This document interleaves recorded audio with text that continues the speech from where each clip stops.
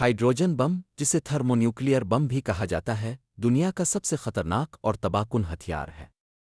ये एक न्यूक्लियर हथियार है जो बुनियादी तौर पर फ्यूजन के उसूल पर काम करता है। इस बम में हाइड्रोजन के हल्के न्यूक्लाई को इस कदर शदीद दबाव और हरारत दी जाती है कि वो आपस में जाकर एक भारी न्यूक्लाई बनाते हैं, और इस अमल में बेपनाह तवानाई खारिज होती है।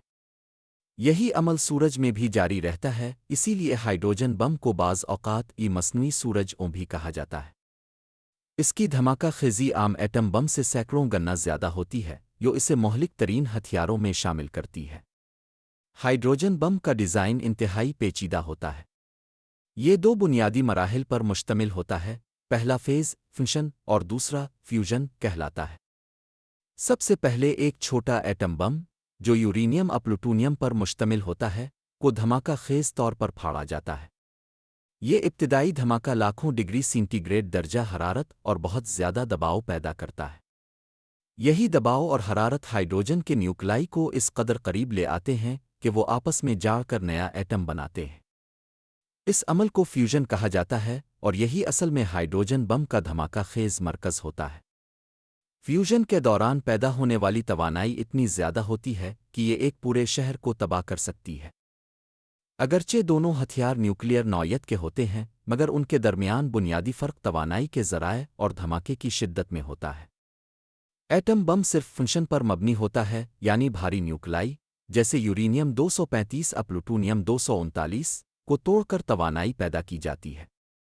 जबकि हाइड्रोजन बम में फ्यूजन भी शामिल होता है, जो तवानाई की मिकदार को कई गना बढ़ा देता है। एक आम एटम बम चंद किलोटन तक धमाका खेज़ कुव्वत रखता है, जबकि हाइड्रोजन बम मेगाटन सतह पर तबाही मचा सकता है। एटम बम दूसरी जंग अजीम में जापान के शहरों हिरोशिमा और नागासाकी पर गिराया गया था, जबकि हाइड्रोजन बम का तजर्बा बाद में अमरीका, रूस और दीगर ममालिक ने किया। हाइड्रोजन बम का सबसे बड़ा नुकसान इसकी तबाही की बेहद वसअत है।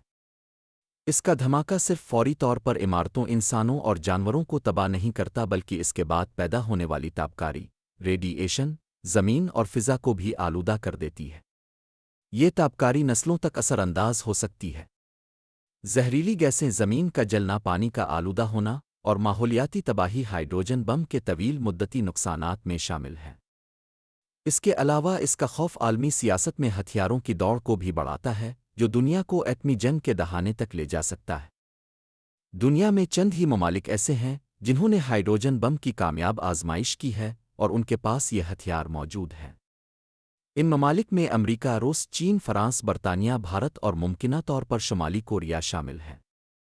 इनमें से अमरीका वो पहला मुल्क था जिसने 1952 में आईवी माइक के नाम से पहला हाइड्रोजन बम तजर्बा किया।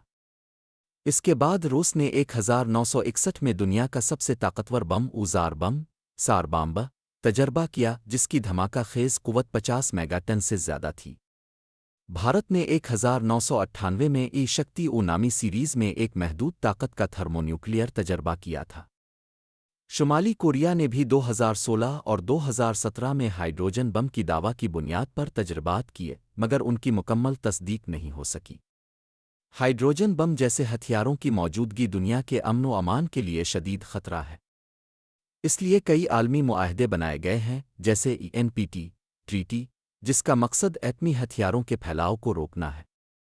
अक़वाम मुत्तहिदा और दीगर आलमी तंजीमें कोशिश करती हैं कि एटमी हथियारों का इस्तेमाल ना हो, मगर बड़ी ताकतें अभी भी उन हथियारों को अपने तहफ़्फ़ुज़ के नाम पर रखे हुए हैं। हाइड्रोजन बम जदीद दौर की सबसे मोहलिक ईजाद है। ये सिर्फ एक हथियार नहीं, बल्कि पूरी इंसानियत के लिए ख़तरा है। इसकी तबाही, रेडिएशन और माहौलियाती असरात इतने शदीद हैं कि अगर उसका इस्तेमाल कभी हुआ तो इंसानियत को नाकाबिले तलाफ़ी नुकसान हो सकता है। हमें उन हथियारों की दौड़ को रोकने और अमन कायम रखने के लिए आलमी सतह पर कोशिशें करनी चाहिए।